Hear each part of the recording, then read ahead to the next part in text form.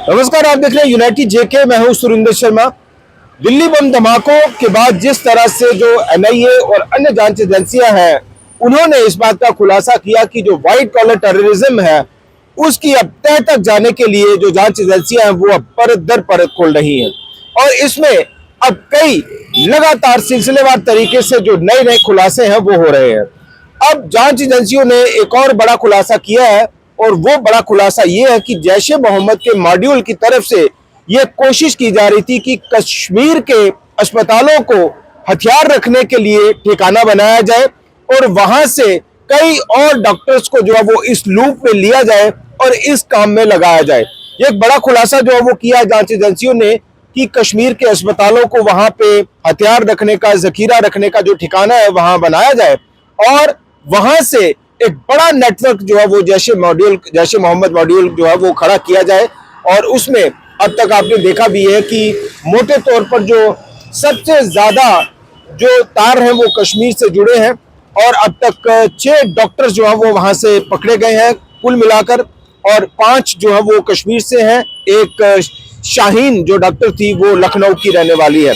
अब इसमें एक और चीज भी देखने में आई है कि जो सूत्रों का मानना है कि हमास जैसी रणनीति जो है वो अपनाई जा रही थी इसमें, और हमास की रणनीति ये थी कि जो अस्पताल हैं, जो हाईली पॉपुलेटेड एरिया है, वहां पे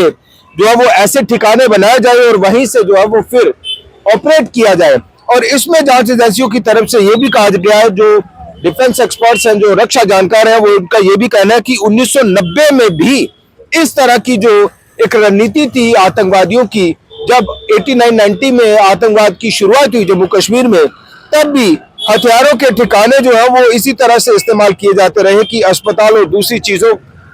वाली जगह, दूसरी जगहों पर जो है वो हथियार रखने, जखीरा रखने और वहीं से नेटवर्क चलाने जैसी जो बातें थी वो सामने आई थी। और अब जांच एजेंसियों ने दोबारा से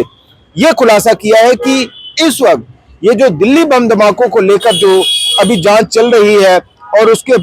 जो ज्यादा तो तार हैं वो कश्मीर से जुड़ते हुए दिखाई दे रहे हैं, इस तरह की कई ऐसी चीजें अब तक सामने आई हैं। और उसमें अब यह भी खुलासा किया गया है कि हथियारों को रखने के लिए सेफ जगह जो है वो कश्मीर के अस्पतालों को माना गया जैश ए मोहम्मद द्वारा, और वहां से जो है वो फिर आगे इन हथियारों का, इन जखीरों का कैसे इस्तेमाल किया जाना था वो आप सब जानते हैं। जांच एजेंसियों को यह भी पता चला है कि इस मॉड्यूल में कितने अस्पतालों को ठिकाना बनाने की कोशिश थी, इस बात में भी जांच एजेंसियां जो है वो पता लगा रही हैं कि अब तक कितने ऐसे अस्पताल जो है वो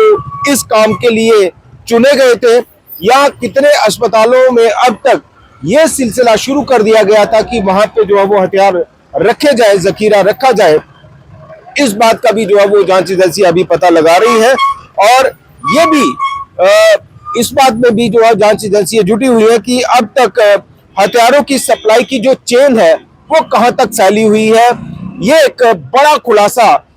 जांच एजेंसियों की तरफ से किया गया है व्हाइट कॉलर टेररिज्म को लेकर। दिल्ली बम धमाकों के बाद जिस तरह से ये नए नए खुलासे जो है वो हो रहे हैं, और अब देखा जा रहा है कि इस पूरे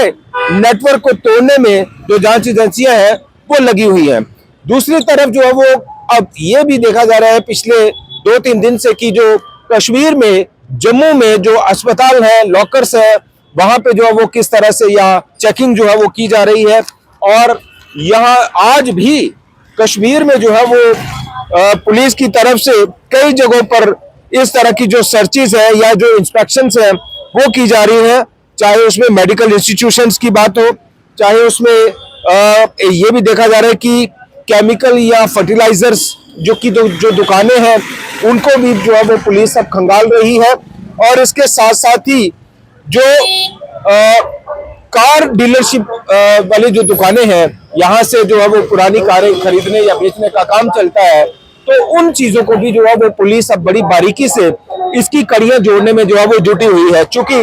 दिल्ली बम धमाके में आपने देखा कि जो इस तरह से जो है वो पुरानी कार जो है वो खरीदी गई और उस कार का किस तरह से जो है वो इस्तेमाल हुआ, और ये भी हमने आपको खबर बताई थी कि करीब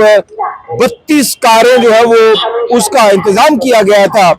आतंकवादियों द्वारा, ताकि बाबरी बरसी के दौरान जो है वो, जब बाबरी बरसी 16 दिसंबर को, तो उस दिन ये सारी कारें जो है वो कहीं ना कहीं उनमें विस्फोटक लगाकर इसका इस्तेमाल किया जाना था और सिलसिलेवार तरीके से जो बम धमाके हैं वो किए जाने थे। तो ये भी जो है वो जिस तरह से अभी केमिकल फर्टिलाइजर्स की बातें सामने आ रही हैं और इसमें जो ये भी खुलासा किया गया कि जिस तरह से जो है वो 2900 किलोग्राम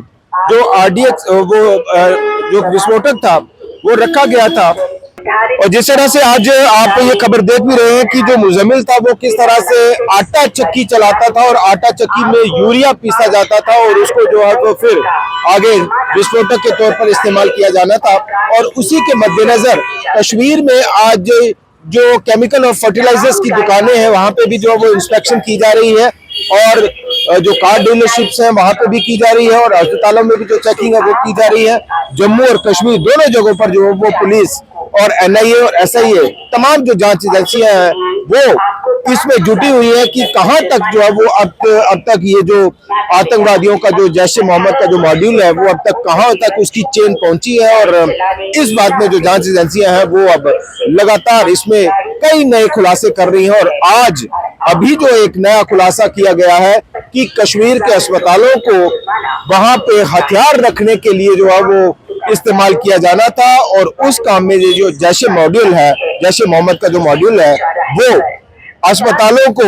आगे वहां पे इस्तेमाल करने वाला था। और अब जांच एजेंसियां एक बड़ा मेजर ब्रेक थ्रू जो है वो करने वाली है कि अब तक ये चेन कहां तक गई है, क्या कुछ अस्पतालों को वाकई में अब तक इस काम पर लगा दिया गया था या इस काम में जो है वो इस्तेमाल किया जा रहा था। अब इसमें भी जांच एजेंसियां आने वाले कुछ दिनों में कुछ बड़ा खुलासा कर सकती है। इस खबर पर हमारी पूरी नजर रहेगी और जैसे जैसे इस मामले को लेकर जांच आगे बढ़ती है और जांच एजेंसियां